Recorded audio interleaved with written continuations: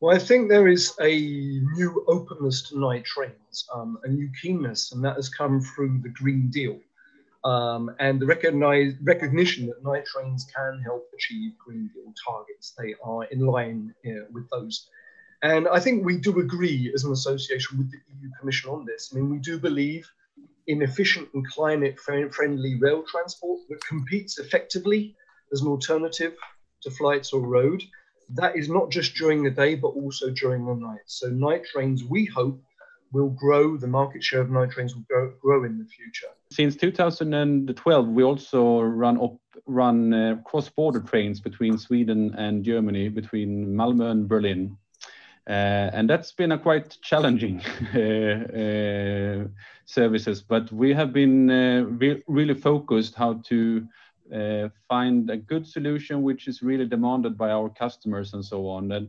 And I think we have been focusing a lot on making a better concept. There's a lot of focus in the traditional railway about kind of different comforts when it comes to night trains. It's sleeping coaches and it's more this kind of premium coaches and so on. And I think the coach type is not what really is the key question. I think it's how can you make a good trip which is also affordable, which is the somehow challenge. And I think running trains is a lot of, getting it profitable, you need to have a lot of people traveling together, because that's how somehow the key how you could make it profitable. The positive news is that the demand has been so high that at the moment we have sold approximately 20,000 tickets, and we have decided about, let's say, extending these operations for a daily train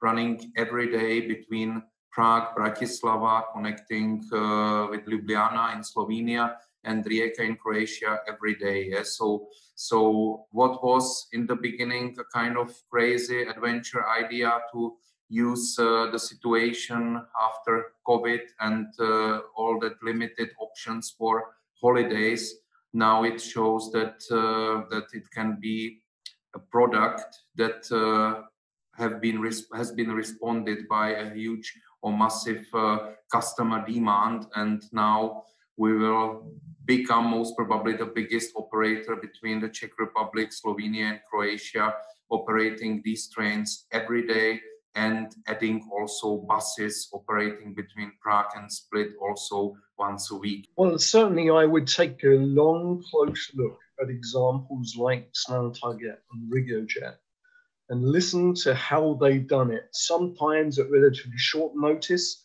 they've managed to recognize where demand is and grow demand at a short notice. They've had rolling stock available through various means, and track access and other costs have been affordable. And if I were him, I would think, okay, how can we create conditions like that across all EU internal borders to encourage night trains all over the place, basically, rather than what I think is the default of the national governments, which was to say, okay, we define that we want a service from A to B across a certain border, and it must be subsidized. And then normally the default is also to make it a kind of service offering that only an incumbent can do. And unfortunately, if you do that, if you have a kind of public service offering and you make the conditions so tight that only incumbents can meet them, or the specifications so exact that only an incumbent is the railway operator that can do that, then you are perpetuating a situation where night trains are a kind of, well, basically a public service, a subsidized public service. And that doesn't need to be the case. If you look at the examples of RegioJet, Snälltåget, and also last week, remember, there was the new Alpen Süd Express, which was announced. It's another cross-border open access night train. It can be done. And I think that's the way that European stakeholders, that's the kind of model that European stakeholders should aspire to, rather than some kind of rigid set night trains that are set in stone over many years. Night trains should be a flexible, customer-orientated, demand-driven product. And that's really the goal that European stakeholders should be following. And I hope Mr. Timmermans is looking at these examples. Hello and welcome to the next update from Passenger Rail. Thank you very much for joining us, for listening to us, and thank you also very much for the positive feedback that we got on our first session on impact of COVID crisis on our members. So we also provide you the link in our YouTube and podcast channel, so you can listen to it again if you would like to. Our association, ALLRAIL, the Alliance of Passenger Rail New Entrants, in Europe represents independent passenger rail companies that covers both rail operators and ticket vendors. We were established 3 years ago with the purpose of promoting competition in the EU passenger rail market. Our membership consists of following rail operators: Ilza, Italo, Leo Express, RegioJet, Transdev, Flixtrain, Westbahn, MTR, Getlink, and Stagecoach, as well as ticket vendors Omio and A2B. Our operators offer both international and domestic services. Some of them are also PSO, but it's mostly on commercial basis without state subsidies. Our ticket vendors provide travel information and sell tickets of rail, but also multimodal operators. My name is Barbora Mičková. I'm policy officer in ALLRAIL, and together with my colleague Nick Brooks, Secretary General of ALLRAIL. Hello, Nick. Hello. And also with our guests today, we will discuss the recent development in the passenger rail sector with a focus on night trains. And both from like the real world, operations, but also of the approach of member states and the approach of Brussels, let's say. So today we will discuss night services with Aleš Ondrůj, Senior Communication Director from our member RegioJet. Hello. Hello. And Karl Adam Holmberg, Head of Snälltåget. Thank you very much, both of you, for joining us today. And especially because I know that you are both very, very busy. First of all, because of COVID. So I wanted to say that you are busy after COVID, but it's not after for you. So we would focus on your night services, on the current one, on your experience, on the new services, and also on obstacles that you have to face on launching when launching new services, but maybe also on overall regulatory and approach obstacles that you are experiencing, and maybe also from the positive perspective, how to incentivize the sector and how to help to increase the modal shift and enable it in a really meaningful way, and also for the whole future, not just for certain companies. We will discuss your new lines. So Snälltåget just announced recently a new night service from Stockholm to Berlin through Malmö and Copenhagen and Hamburg. But it's for 2021 and 2020. It's still a different story. And the same, I think, Carly, you will then explain that you are not happy with the current situation and current discussion on night trains. RegioJet just announced and started to sell tickets from Prague to Croatia through Slovenia and Slovakia and Slovenia. And the tickets were really fast gone. And I'm really happy that it's not just international and night service, but it's also multimodal service, because you will provide then bus services on the Croatian coastline. So for me, it's always interesting and sad when I see newcomers coming to member states saying, see, we have our approach that goes hand in hand with your objectives, and it fulfills the objectives. So let's do it together. And the states always reply, well, that's interesting. Let's think about it and make a plan. And then they make a plan and newcomers are never part of it. Nick, would you think that this is really describing the current situation? You are following the night train issue very closely now. So how do you think is the atmosphere now in Brussels and in member states? Well, I think there is a new openness to night trains, a new keenness, and that has come through the Green Deal. And the recognition that night trains can help achieve Green Deal targets. They are in line with those. And I think we do agree as an association with the EU Commission on this. I mean, we do believe in efficient and climate-friendly rail transport that competes effectively as an alternative to flights or road. That is not just during the day, but also during the night. So night trains, we hope, will grow. The market share of night trains will grow in the future. And I think reading some of the more recent stuff from the European Commission, from other European stakeholders, has been pretty encouraging. I mean, take a look at the 24 European countries that agreed just at the beginning of this month, on the 3rd of June 2020, to work together on building, on growing the share of international rail transport and making it an attractive alternative over distances where it currently isn't competitive. And that includes night trains. Night trains can be part of that solution.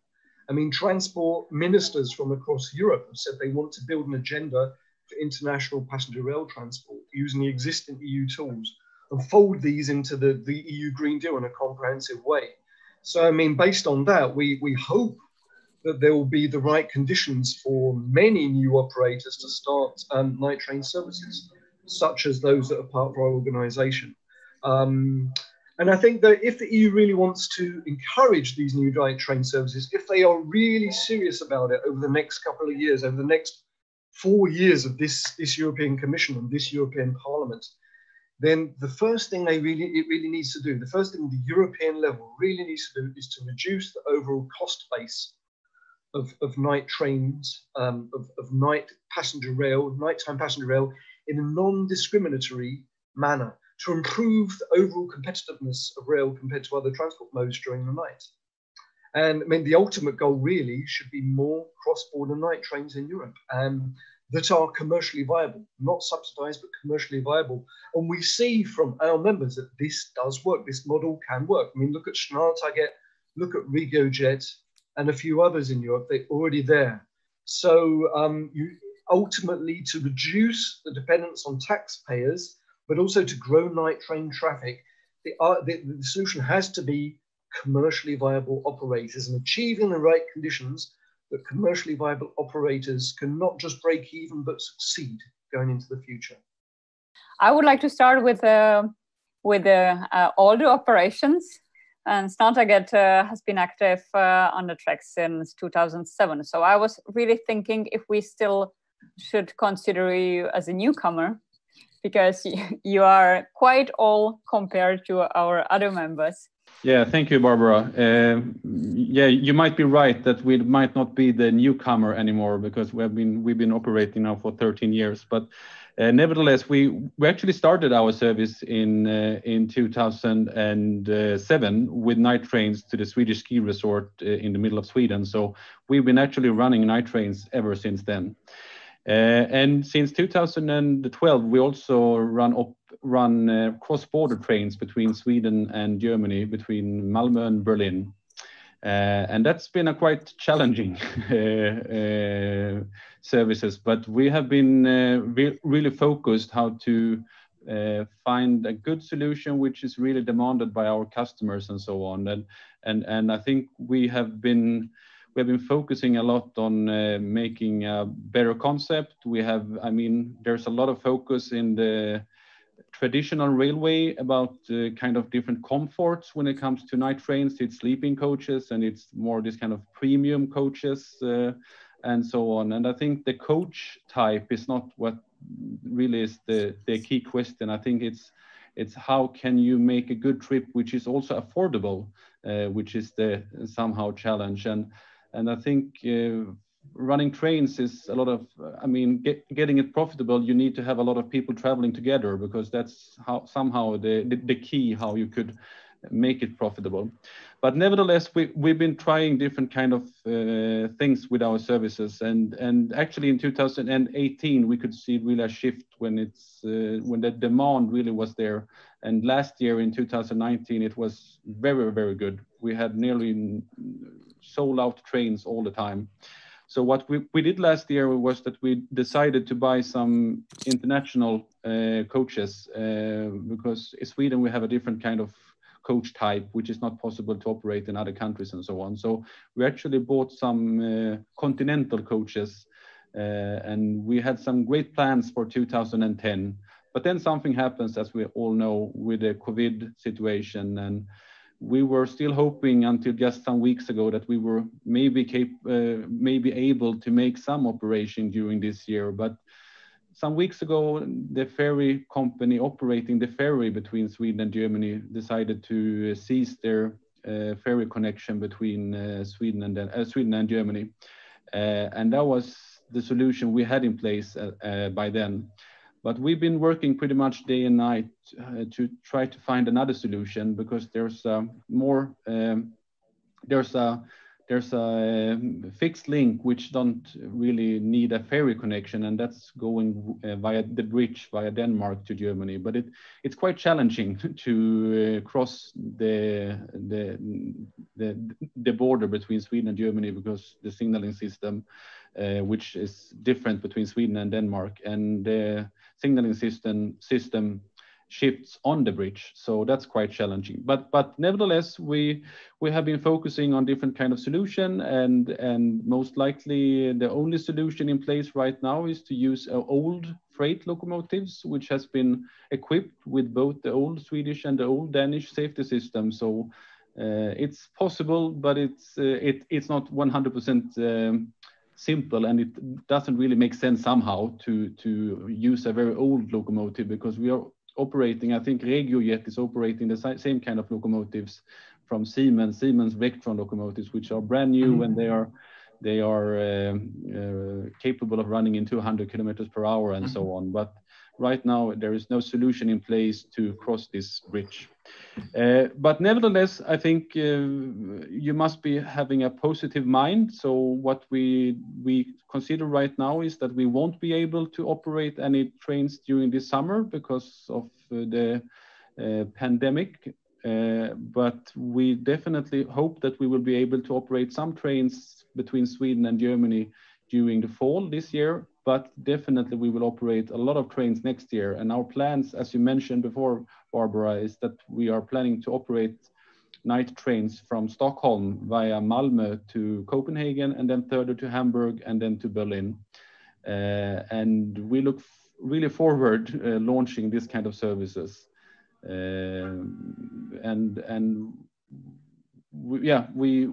We see a great demand, and we also see a great level of customers who want to go on a sustainable way, and also on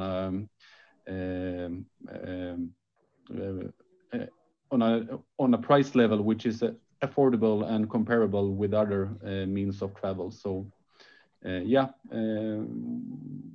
the future is definitely there for the night trains. Aleš, so when are you planning to go to Croatia? Thank you, Barbara. So as for Croatia, we are planning to launch our services on the 30th of June, meaning at the end of this month. And the positive news is that the demand has been so high that at the moment we have sold approximately 20,000 tickets. And we have decided about, let's say, extending these operations for a daily train running every day between Prague, Bratislava, connecting with Ljubljana in Slovenia, and Rijeka in Croatia every day. Yeah? So what was in the beginning a kind of crazy adventure idea to use the situation after COVID and all that limited options for holidays, now it shows that it can be a product that has been responded by a huge or massive customer demand, and now we will become most probably the biggest operator between the Czech Republic, Slovenia, and Croatia, operating these trains every day, and adding also buses operating between Prague and Split also once a week. Yeah, so that's a positive experience with this Croatian project. We all hope that will be running well. I can also say that it's a unique for RegioJet in the way that for the first time we will be cooperating with state-owned operators, with two state-owned companies, with Slovenian railways on Slovenian territory and with Croatian railways in Croatia. I must say that we did not know in the beginning what we could expect, but at the end it appeared that a very professional cooperation from both of them, let's say, has been in place. So we are also happy with this new experience, which is a little bit in contrary to our present experience with operators like Slovak Railways, for example, because we operate our night trains not only as this new project to Croatia, but as of 2015, we have been operating night trains between the Czech Republic and Slovakia. And these trains have been facing a lot of challenges, a lot of complications, a lot of, let's say, troubles. But at the end, they show that a night train can be a product which can be a market product without subsidies. That can be a product which can address, let's say, a huge number of customers, that it's not a product for a selected number of customers. And our Prague-Košice or Czech Republic, Slovakia night trains have shown that it can win the market without any subsidies and even against a service which is subsidized and operated by state-owned operators. Yeah, because when we are looking at night trains in our Central European region, we can see two worlds. On one hand, we can see state-owned operators like ÖBB or Slovak Railways, Czech Railways. In most cases, they are subsidized with their night services, and they let's say they operate these trains as a kind of let's say more expensive or a kind of superior product. And on the other hand, it's RegioJet, which operates night trains every day. Every day we have approximately between 400 or 500 passengers on board on our service between Prague and Košice. We don't have any subsidies, and at the end we have 6 times more passengers on board than, for example, on board trains operated by Slovak and Czech Railways between Prague and Košice. So I wanted to say that a night train can be a part of a kind of overall transportation scheme, and definitely it can be a product which can address a massive number of customers, and it only needs to, let's say, be operated on routes where you can find a demand that traditionally is, let's say, used to traveling overnight, or it's used to traveling long distance, or needs to travel long distance. And you have groups of customers that for a certain reason need to travel in the way that, let's say, costs will be on a reasonable level, that for them it's, let's say, better to use train than, for example, an airplane. Typically students, typically commuters, typically, let's say, people who are traveling between 2 close countries. And in such a situation, you can win the market with a product that can be operated without subsidies, with, let's say, good service, but for prices that are comparable either to bus operations or, let's say, day train operations. This is what I like about both of your services and product, both Snälltåget and RegioJet. And in RegioJet example, as you described it, it clearly shows that there is no need of 10 years planning, but the business always find a way. So it's more about setting the right condition so the business can react. And apparently it shows there is very high demand and the passenger like it. So there is various things that I liked about the product. So first of all, that you were able to launch it fast. You were able to see the business opportunity, but also the cooperation with other operators. So it's obvious that it's possible, and the business can find a way when both parties understand that it's good. Yeah, moving the whole country there. I think it's, let's say, also necessary to say that we very much use the approach of classic business thinking about such operations like a night train. Yeah, it's not about knocking on doors of a ministry saying, look, we would like to operate this night train for some 20, 50 exclusive passengers, and we need your help. We need your, let's say, regulations. We need to cancel flights. We need to, let's say, contribute money and so on. We look at the demand. We look, let's say, at the opportunity. And what we need is to have an open access to make it happen. Yeah, for us, it's not the threat to be able to operate the business in the way which is profitable. Yeah, this is something what we know how to do. For us, the biggest threat, it's let's say that whole portfolio of obstacles like the threat of equilibrium tests, the possibility to be able to access or to get the capacity as quickly as possible. Because, for example, with this Croatian project, that was a decision which was done in the beginning of May, and we need to start the operation just within 2 months. And for example, when considering such a things like 18 months prior the operations that we would have to get or ask for the capacity and so on, then of course this is not possible to react on the demand on the market. Yeah? So if we are talking about any state or EU help or contribution, we just need to have the way open. We need to have the open access to make or to use these opportunities that are on the market. This is the only thing what we need from the market. Yeah, from the state, not to create obstacles, but to let us make the things happen if we see the market opportunity. Yeah, as for the business result, we are able to make it profitable. I think the challenge when we're talking about technical issues and political issues is that they are quite often linked to each other. So the politician might say, okay, but that's a technical question, and the technical companies say, oh, that's a political question.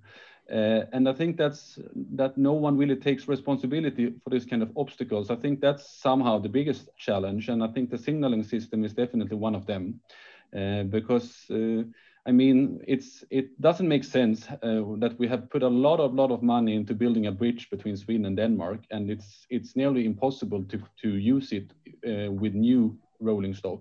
You need to have really old rolling stock. And in the past, it was possible to use the ferry between Sweden and Denmark, and then you had the signaling system shift on the ferry instead of a bridge.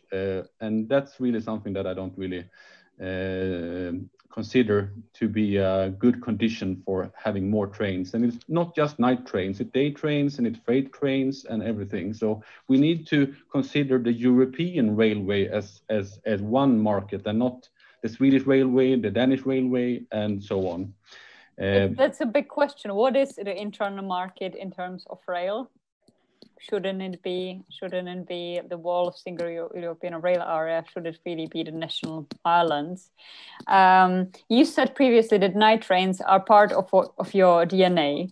Yeah, and have you been approached by Swedish government or any other member state government or Brussels institutions, European institutions, regarding your experience when they are now discussing night trains? Or if so, what have you discussed with them?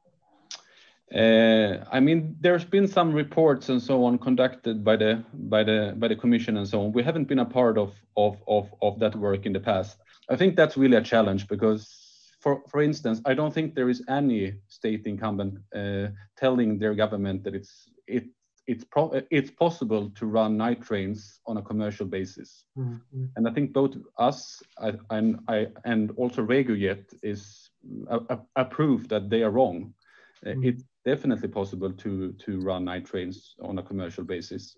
And that's what we have done since 2007. So I think there's a big misunderstanding, and I think we need to focus a lot about developing the night train and also their train business in general, and focus much more on how we could find more customer-based solution, which is also both affordable and we don't need to use a lot of taxpayer to make it happen. And I think both Snälltåget and RegioJet is definitely two examples of that. Yeah, just to expand on that, I mean, Carl and Aleš, you've both shown that you can grow demand. There's been a trend towards more sustainable transport over the last few years anyway, so there has been a natural rise in demand, but you know how to grow it to attract people to your services. And there's also, though, if you look at your example, Carl, you've got this train, you've been running it for many years between Sweden and Germany. In the future, you want to send it via Denmark. But you see these government-initiated studies, investigations, such as the one by Trafikverket in Sweden. And I think there's a risk that if it follows the path that it seems those investigations want to, which is, okay, there's some kind of publicly funded service, that there will then be a subsidy for a train that competes against your open access train, against your commercial train. So that's quite a big risk that existing commercial night trains might be threatened by a brand new subsidized night train on top. Would you agree with that, Carl? Definitely.